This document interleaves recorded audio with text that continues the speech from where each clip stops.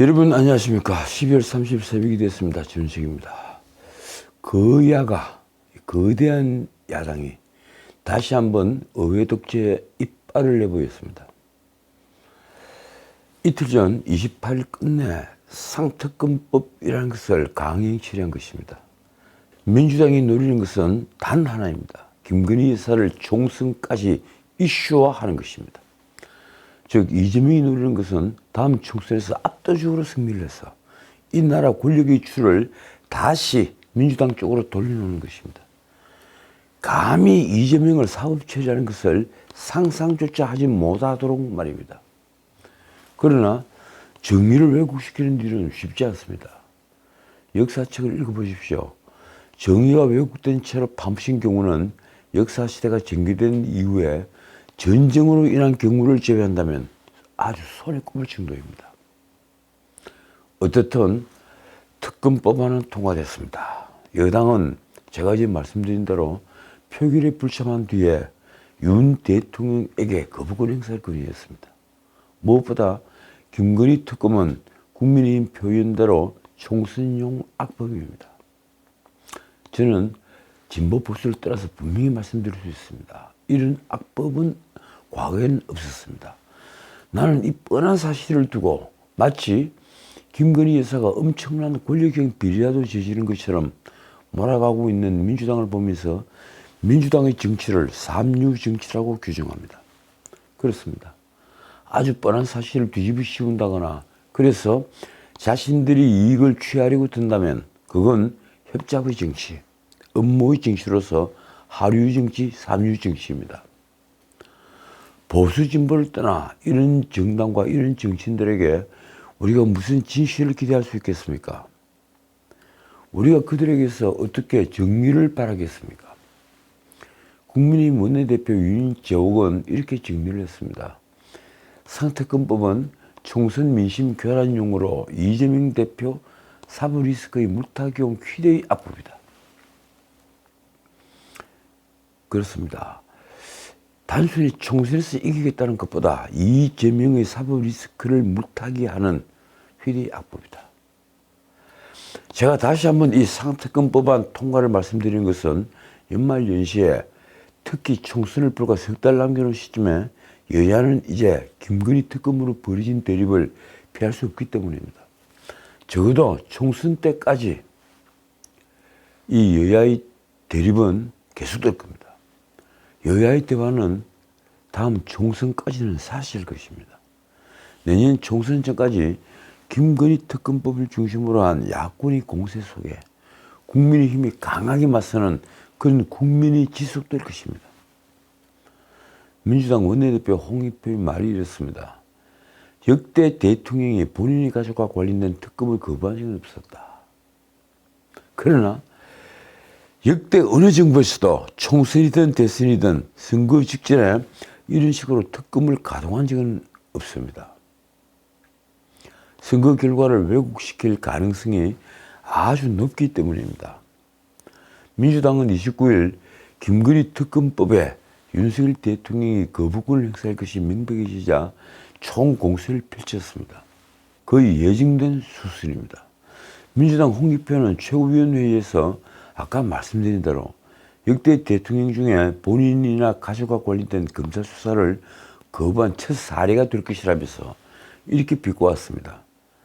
시중에서 대통령이 역사를 포기하고 역사만 지킨다는 말이 나온다. 그러면서 헌법재판소로 이 문제를 끌고 가겠다고 했습니다. 대통령의 거부권 남발에 대해 여러 법적 대응을 준비할 것이다. 가족 문제와 관련해서 거부권을 행사하는 것이 정당한지 권한쟁의 심판도 적극 검토할 것이다. 글쎄요, 제 법률 지식으로 이 권한쟁의 심판의 대상이 될 수 있을까요? 민주당은 지난 대선을 앞두고 당시 국민의힘 윤석열 후보가 이재명의 대장동 의혹을 거론하며 했던 말을 최고위 현장에서 다시 스피커로 재생하기도 했습니다. 특검을 거부하는 자가 법인이다. 사실 이 말은 이재명도 했죠. 정식내도 윤 대통령이 말대로라면 김건희 특검을 거부할 이유가 없다고 했습니다.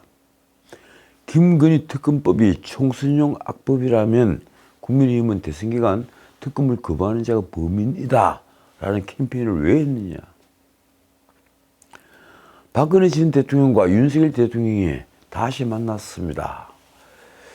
올해 들어서 세 번째죠. 한남동 대통령 관저에서 두 전현직 대통령이 함께 식사를 했습니다. 두 사람이 만난다는 것은 영남 민심마저 보수 정당에 냉담해지고 있는 현상 때문일 것입니다. 두 사람의 만남만으로도 보수 지지층은 다시 뭉칠 수 있으니 말입니다. 아까 말씀드린 대로 두 사람이 만난 것은 올해만 세 번째입니다. 윤 대통령 부부는 박 전 대통령이 낮 12시쯤 한남동 관저에 도착했을 때 직접 영접했고 박 전 대통령이 식사 후 돌아갈 때도 함께 배웅을 했습니다. 두 대통령은 오찬 후 10분 정도 관저 정문을 산책했습니다. 윤 대통령은 사저동 내부까지 박 전 대통령을 안내하면서 관저 역사에 대해 설명했습니다. 박정희 대통령이 1968년 외교부 장관의 외비를 맞이할 마땅한 공간이 없다는 보고를 받고 육군 공병대에 지시를 해서 지은 것이다. 오찬에는 이관섭 비서실장 내정자와 유영아 변호사가 동석했습니다. 윤 대통령은 박정희 대통령 시절 국정 운영을 되돌아보면서 배울 점은 지금 국정에도 반영하고 있다고 말했습니다. 어쨌든 두 대통령의 만남은 보수층의 결집하는 데 도움이 될 것입니다. 그런데 모처럼 대통령부인 김건희 여사가 이 행사를 기점으로 다시 언론에 등장했습니다. 그러고 보니 최근 여러 논란을 의식한 듯 김건희 여사가 언론에 등장하지 않았습니다. 12월 17일 네덜란드 국빈 방문 귀국 후 공개 행보를 열흘째 접었던 것입니다. 김건희 여사는 통상 부부가 함께하는 종교 행사, 성탄 미사 및 예배적에도 모습을 드러내지 않았습니다. 지난해 말 윤 대통령이 성탄 예배에 동행을 하고 쪽방촌 봉사 등에 적극적으로 참석했던 것과는 대조적입니다. 여권 관계자인 말입니다. 김 여사가 당분간은 대외 활동을 자제하는 방향인 것으로 알고 있다. 누가 무슨 사유로 김 여사를 이렇게 주저앉혔을까요? 그런데 어제 인터넷판에는 묘한 기사가 떴습니다. 김건희 여사가 지금까지 대외 활동을 자제해왔다면 지금 좀 보수 진영에서 이제는 활동을 좀 하시라는 얘기가 나왔을 텐데. 신문은 여권의 한 고위 관계자 입을 빌어서 도이치모터스 특검 그리고 가방 수수 논란 여파가 번져 내년 총선의 최대 이슈로 부상을 한 윤 대통령의 부인 김건희 여사의 행보를 두고 이같이 평가했습니다. 대선 캠페인 때 기자회견을 자청해 아내로서 내조에 충실하겠다고 말했던 김건희 여사가 광폭 행보를 펼치다가 명품 가방을 수수한 의혹이 불거져 여권의 결정타로 작용한 것을 두고 책임론이 제기되고 있는 것입니다. 어쨌든 김건희 여사 행보를 최소화해야 한다는 논의가 다시 벌어지고 있습니다. 대통령실 출범 후 대통령 부인을 보좌하는 제2부속실이 설치되지 않은 사이 보좌 기능과 내부 견제 기능이 함께 약화됐다는 지적도 나왔습니다. 여권 관계자의 말입니다. 김건희 여사가 몰래카메라를 지키면서 대통령실과 경호처의 보좌, 경호 기능이 작동하지 못했다. 대통령실 내부에서는 이런 말도 나왔습니다. 김건희 여사의 봉사활동과 사회적 약자 행보도 분명히 의미가 있었지만 가방 수수 논란으로 퇴색됐다. 그런데 말입니다. 정말 필요한 것은 특별감찰관이랄까요? 올해도 그 예산은 9억이 잡혀 있습니다. 도대체 윤석열 대통령은 왜 특별보좌관을 아직도 두지 않은 걸까요? 자, 한동훈 이재명의 만남에 대해서 말씀드리겠습니다. 어제 29일 오후 4시 국회에서 한동훈은 이재명을 만났습니다. 관리에 따라 당을 대표하는 자리에 오르면 다른 당의 대표를 찾아가서 악수를 교환하는 것입니다. 두 사람이 만난 장소는 국회 민주당 대회의실이었는데 백드롭에는 김건희 특검 대통령 수용하라 이런 구호가 펼쳐져 있었습니다. 그 배경으로 사진이 계속 찍혔습니다. 두 사람이 만나면 민주당이 전날 상특검법을 강행 처리한 지 하루 만입니다. 이재명은 방송 사진 기자들 앞에선 자, 악수 한번 할까요? 사진을 한번 먼저 찍을까요? 이러면서 분위기를 먼저 선도했습니다. 한동훈은 이렇게 환대해 주셔서 이재명 당대표님께 정말 감사드린다고 했습니다. 이재명은 김건희 특검은 거론하지 않고 이태원 참사를 거론했습니다. 그는 우리 사회 약자들, 서민들 중 현안 중에 제일 중요한 게 이태원 참사 피해자분들 아닌가 싶다면서 이렇게 말했습니다. 그래서 그분들이 소망하는 진상규명과 책임자 처벌, 재발 방지 대책을 정치권이 외면하지 말고 절실한 소망을 들어줄 수 있도록 현명해 주시면 좋겠다. 글쎄요, 지금 다 그대로 진행되고 있지 않습니까? 그는 또 전세 사기 특별법 처리도 현명하자고 했습니다. 한동훈은 10여 분간 비공개 면담을 마치고 국민에게 도움이 되고 상생에 도움이 되는 효율적인 정치를 하자는 말씀을 분위기 좋게 나눴다며 이렇게 말했습니다. 예를 들어서 선거제도라든가 이런 부분에 대해서는 서로 무용한 힘 기울기라든가 간병 싸움을 하지 말고 결정할 게 있으면 저랑 둘이 신속하게 결정하자고 했다. 이처럼 국민의힘 한동훈 비상대책위원회 체제는 29일 이제 공식 가동됐습니다. 한동훈 당수 체제인 것입니다. 한동훈 비대위원장은 오후 첫 비대위 회의를 열고 비대위원들에게 임명장을 수여했습니다. 윤재욱 원내대표와 유희동 정책위 의장은 당연직 비대위원으로 포함됐습니다. 한동훈은 비대위원들을 인선한 배경을 이렇게 설명했습니다. 농구의 피벗 플레이처럼 공공선이라는 명분과 원칙을 지탱하면서 할 수 있는 모든 것을 하겠다는 말씀을 드린다. 글쎄요, 공공선이면 파블릭 굿이죠. 그리고 공동선은 카몬 굿이라고 해야 합니까? 그런데 요사이 한동훈 위원장이 부쩍 그 파블릭 굿 이걸 거론을 많이 하고 있습니다. 정치학 교과서를 새로 읽는 걸까요? 어쨌든 그는 오늘로서 총선이 103일 남았는데 우리는 소수당이고 우리의 상대는 똘똘 뭉쳤다면서 이렇게 덧붙였습니다. 우리 내부에서 궁중암투나 합종 연행하듯이 사극을 찍고 삼국지 정치를 하지 말자. 그 뒤에 한 말도 재밌습니다. 사극은 어차피 늘 최수종 것이고 제갈량은 길국졌다. 솔선수범하면서 앞으로 나가자. 글쎄요, 최수종 사극이라고 하면 요즘 방송되고 있는 고려 거란 전쟁 외에 또 무엇이 있었습니까?